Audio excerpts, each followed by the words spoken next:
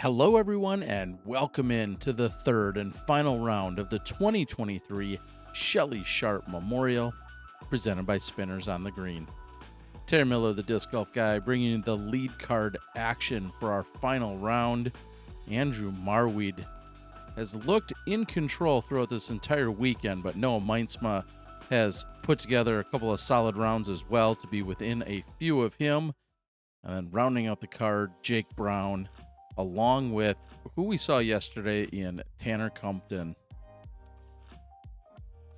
Hole one, triple Mando, right up the middle. With the OB on the left side, I feel like this also brings in that cut roll. You're always trying to keep the disc low to push through the triple Mando. And in doing so with a righty backhand throw, it's a good chance it could hit the ground and then cut roll to the left. Or you can take that all out of play when you're Andrew Marwede just going with a super solid forehand.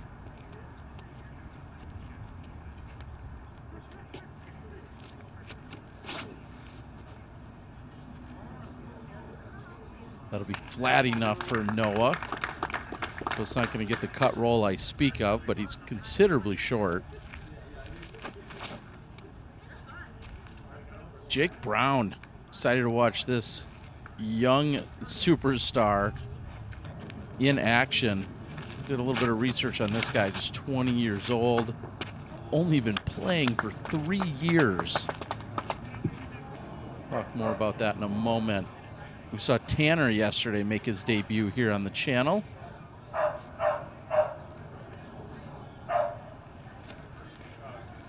The lone lefty in the card.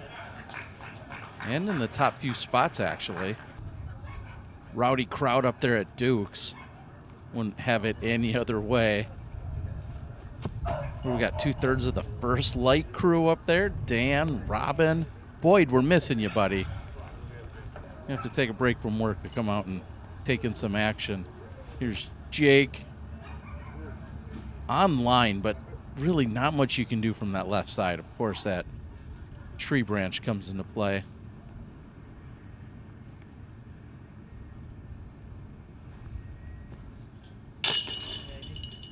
Marwede, no problem picking up the birdie. So just like that, he's going to extend his lead on the very first hole.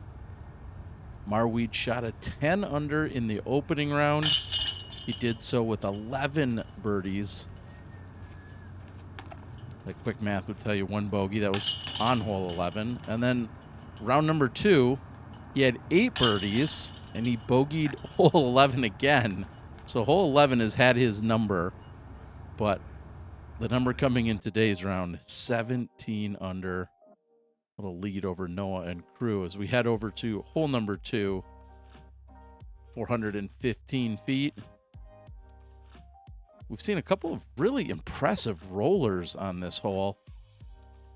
Otherwise, you're going to play up to that right-hand side and play something that kind of skips down and drags over from right to left to the basket.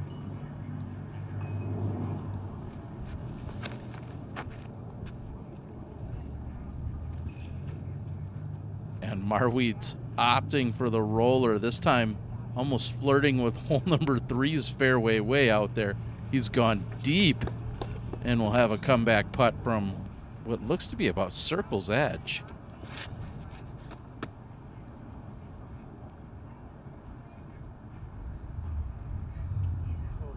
And that one curls up considerably earlier, but still going to have a look for birdie. Also from long range, probably even longer than Marwede.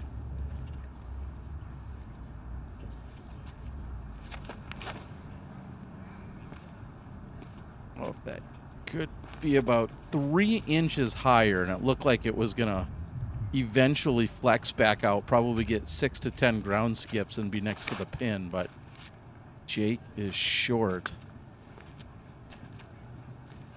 And this sets up really well for Tanner, but he's not going to be able to take advantage. He's going to be in layup zone from this right side. You can see there's just no way to really attack the pin. You don't want to make the crucial mistake of giving it a half go and then hitting one of the trees and then still having a 30 or 40 or 50 footer.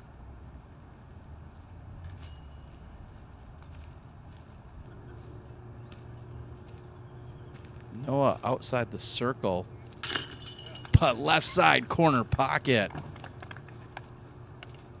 Nice lofty putt for Noah Meintsma.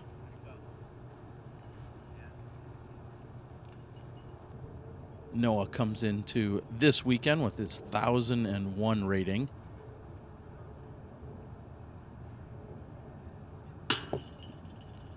And Marwede from circle 2 not able to convert.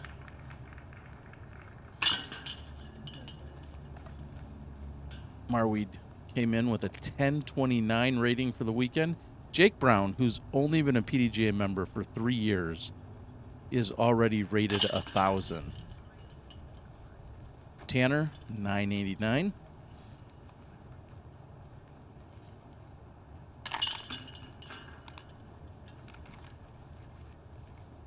Wow, left foot forward.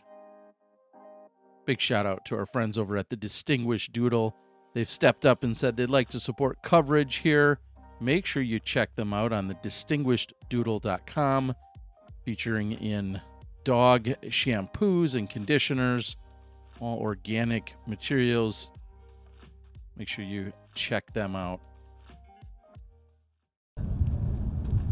Hole 3, 360 feet.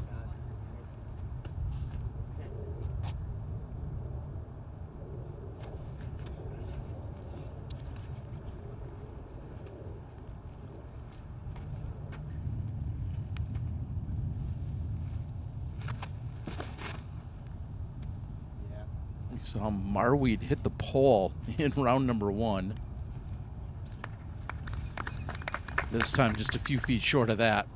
Looks like it should be an easy birdie.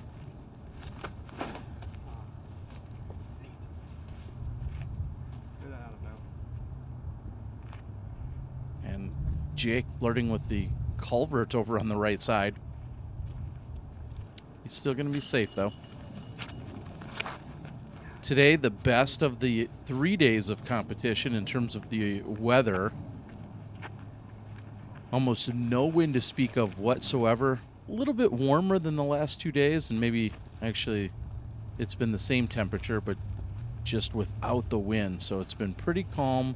I think we're going to see a light breeze pick up just very briefly throughout this round, but that's it.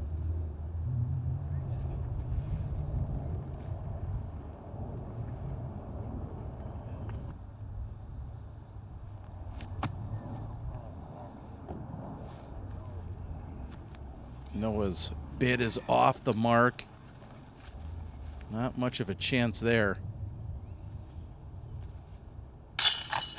And so just like that, Marwede will get the stroke back that he previously lost to Noah on the second hole.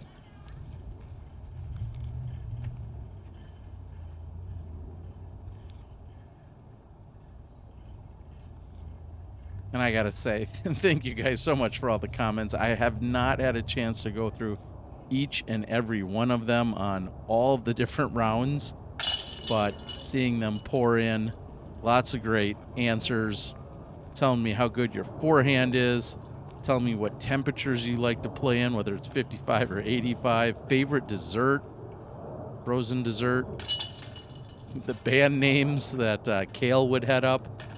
Yeah, I very much appreciate all the responses that have come in. And sometime in the next week, we'll be dishing out prizes as we randomly grab from the comment section. But here we are on hole 4, 381 feet. Most righty players will go out to the right of that tree, just trying to sweep it around. And there is OB left and right on this hole.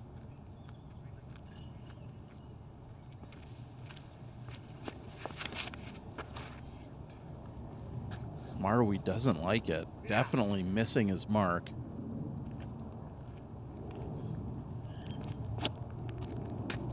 So way off to the left side for Marwede. It's going to be out of bounds. This is a line I like.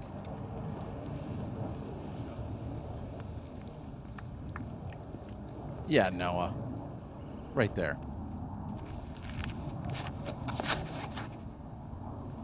So Jake playing baseball.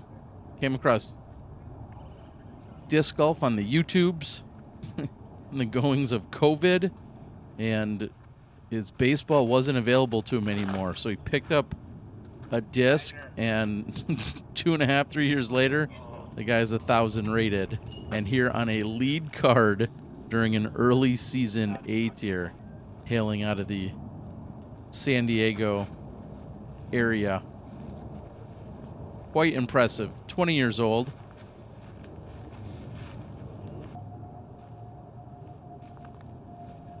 Meintsma.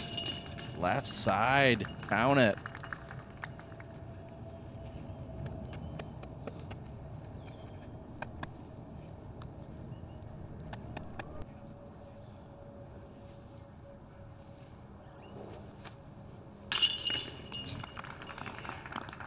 Nothing but center chain for Marwede.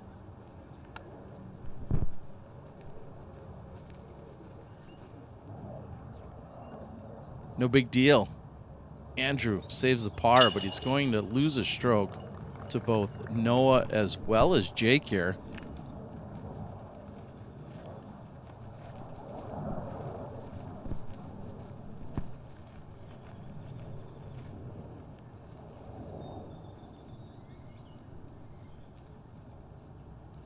Also want to say thank you to all the Patreon subscribers. Have a few of you jump on board with that.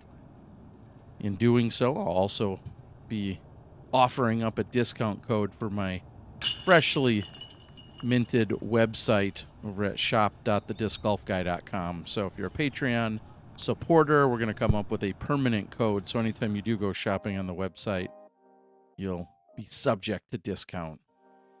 As we head over to hole 5, 386.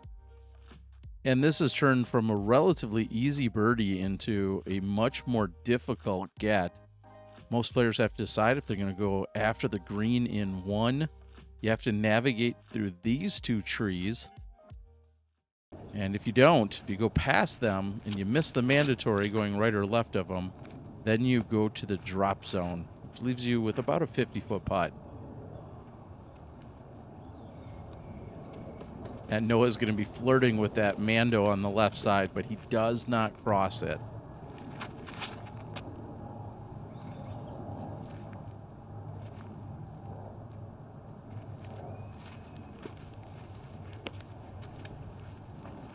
Right side also doesn't cross it, so likely layup zone from there.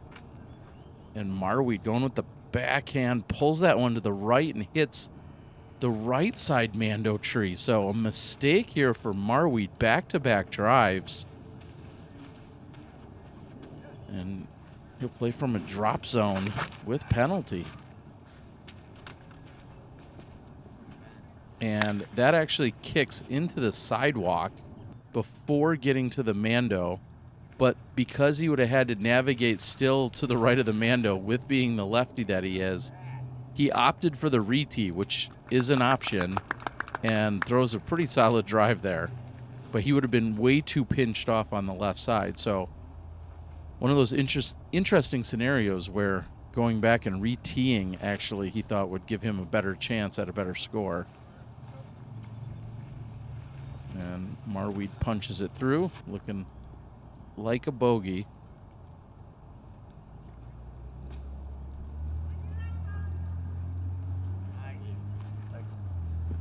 And as you can see by that shot, positioning so crucial. Same thing here for Noah, who's on the other side. He still has to navigate through the two trees. And he's just going to rely on his putt. Might be an opportunity where you sometimes would see a forehand roller, but I think I said it in round 2. Such a short distance, very difficult to control the speed on it.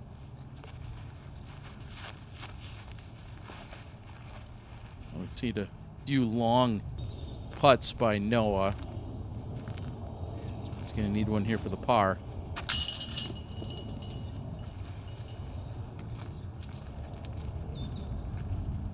So high left side, doesn't get it to stick. That's going to be a bogey. High center side for Marwede.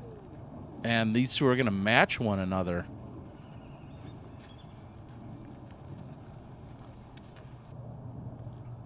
Also, first time we've seen Marwede take a bogey that wasn't on hole 11.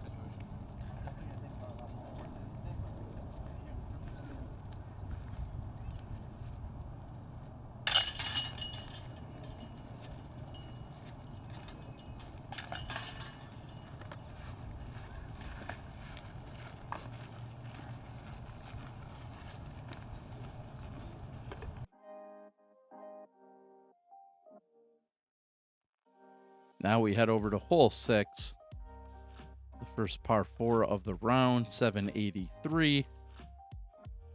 OB all the way down that left side. That's actually an adjacent or parallel fairway to hole number 14. And then off on the right side, you have an OB as well, which I feel like gets tighter year after year. Used to just be the wall, then they put up a line, and then they continue to bring that line in more and more each year, it feels like. And something else I didn't take notice of during the first couple of rounds, but the OB directly behind the green, or left and right of the green, is very tight this year.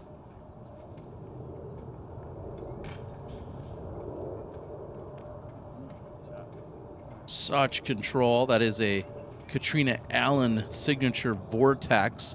It's the speed 7, he says, but there's nothing else rolls like that does.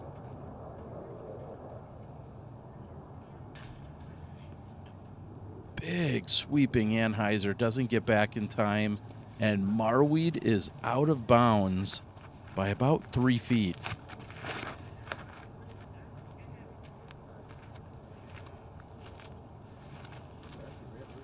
Great opportunity to let it loose here for Tanner.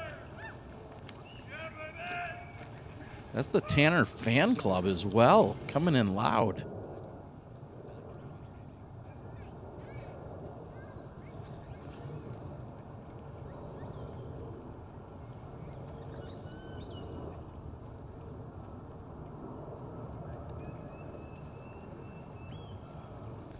Jake will give himself a look for birdie.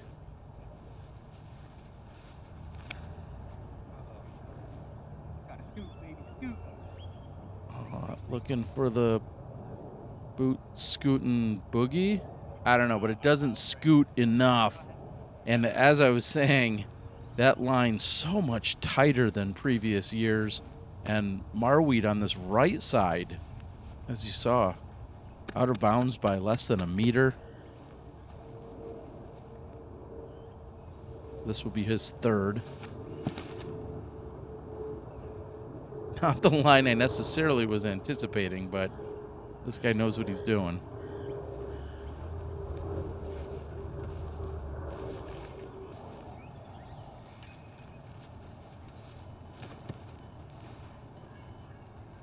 Fun fact, that open air pavilion back there, those are referred to as a ramada. Not a term we would use in Wisconsin, but I've learned that in my couple of decades here. It really makes me think twice about the Ramada Inn, the hotel, because those don't have open air. I don't know.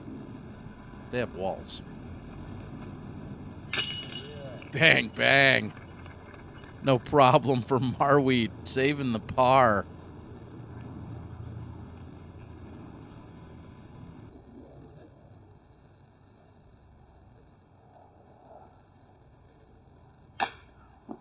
And Noah doesn't take advantage. He had a look to get within 3, but he's going to have to settle for a par. Meanwhile, Jake is going to go to 2 under through the first 6.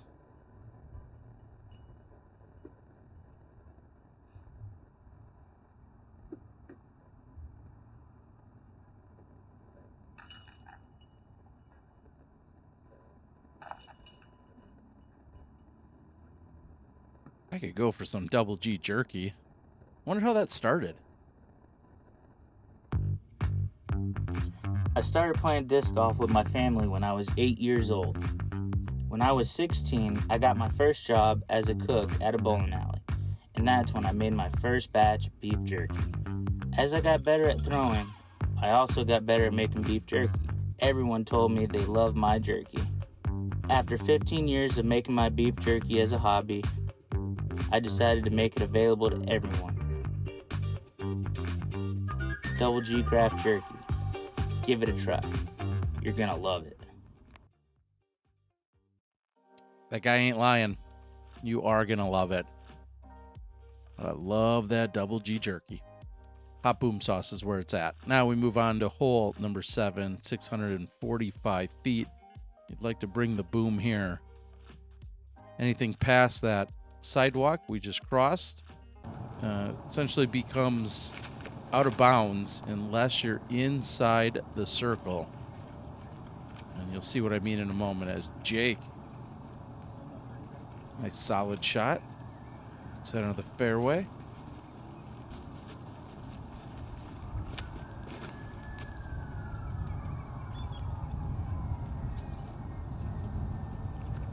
The more right you are on the side of the fairway or the right side of the fairway, just the more room you have. You can come in with less angle. You can still put it on a sharp hyzer.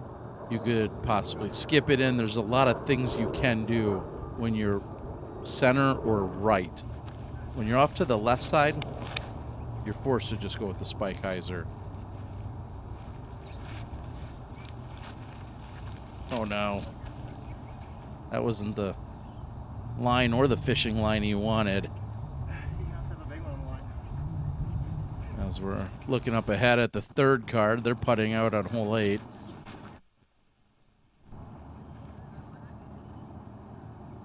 So from back here, Tanner really doesn't have another option other than just to lay it up, especially being left-handed with a lefty backhand option only.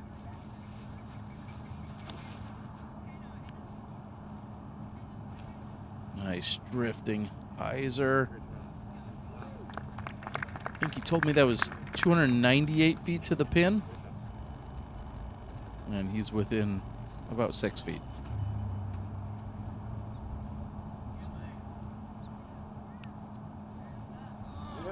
And just like yesterday, getting skippy with it. Noah up and over.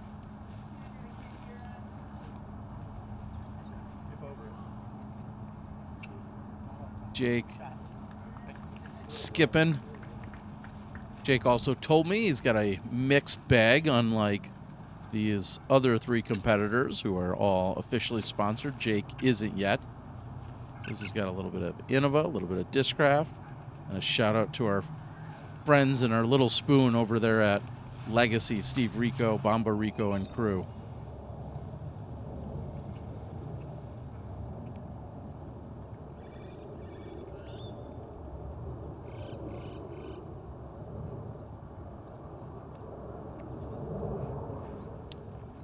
Hole 7 has provided a little bit of trouble on the green, which is interesting.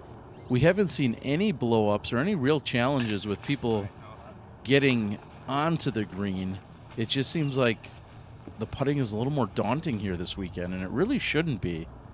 But Nick Newton had a few struggles with it. Tanner here. I think we also saw a couple other people struggle on it.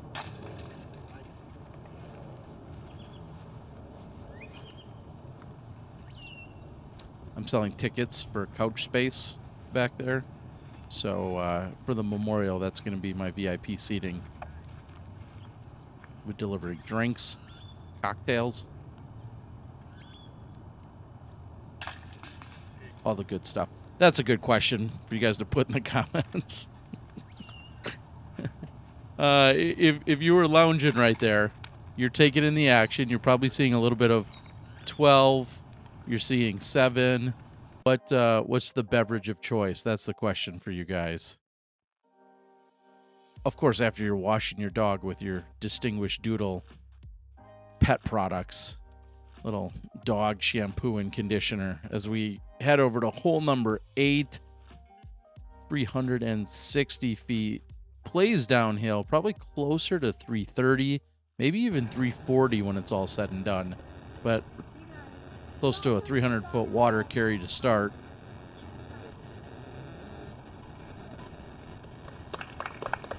Let's do what Jake does.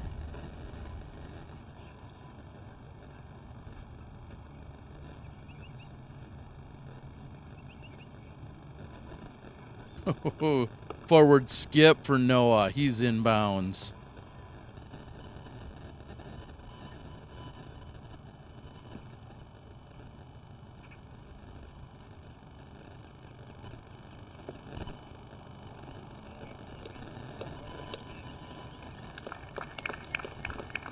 No problems for Marwede's forehand.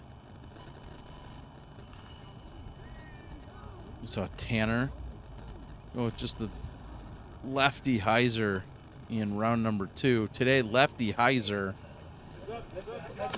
but about 100 feet deep of the pin.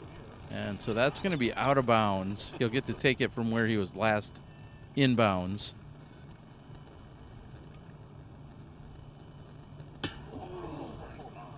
What a bid.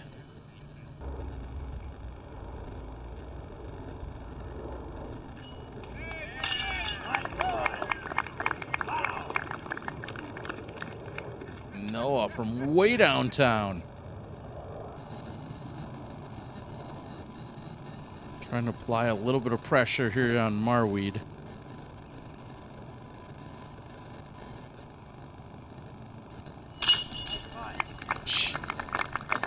Like that guy misses.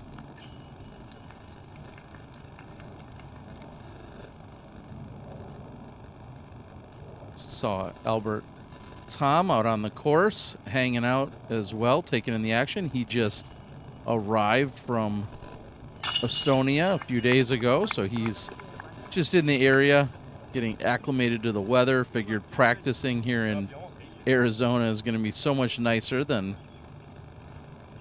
where he would typically be. So great to see him as he's gearing up for another year of touring. Also, Gavin Babcock's in the area. Talked to him last night. He said his bag's just not quite ready. Of course, he's got a new sponsor, and he said it wasn't quite dialed in yet, so he is out practicing as well. Didn't want to bring it to the event just yet, so good to see him. And on this final day, seeing some other superstars, Katrina Allen, Austin Hannum, both out here taking in the action.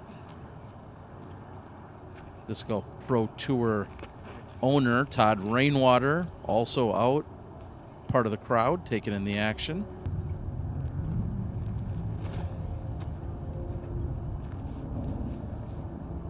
Oh, you're in my way. Move it, Noah. Move. Oh, okay. You're safe. We're both safe.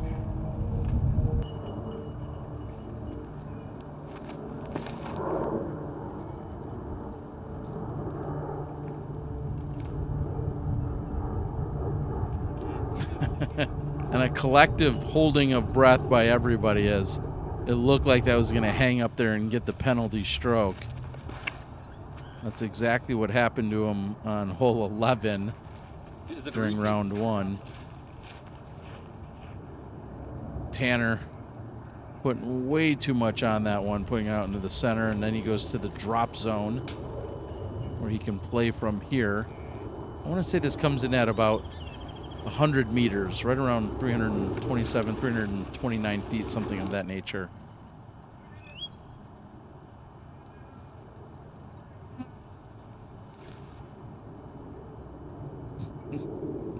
Andrew said to me, he's just got to stop aiming for those trees. But it looks like he should have a par coming up. Awkward footing here for Meintsma. Doesn't appear to be a problem, though. As this 9 wraps up, we'll take a quick look at the scorecard, see if anyone's making some magic happen on that chase card. We may have a camera over there as well. Actually, a considerable gallery as you see them up ahead over on 10.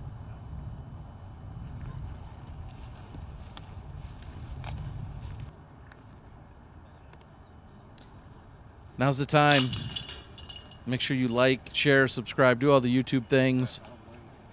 Big shout out to all of you that have been so helpful, along with Tyler and Spicy Boy, helping with some extra camera work this weekend. My incredible hosts over at Marty and Kevin's. As I mentioned, the First Light crew, Spinners on the Green, all the sponsors you've seen Double G Jerky, the Distinguished Doodle.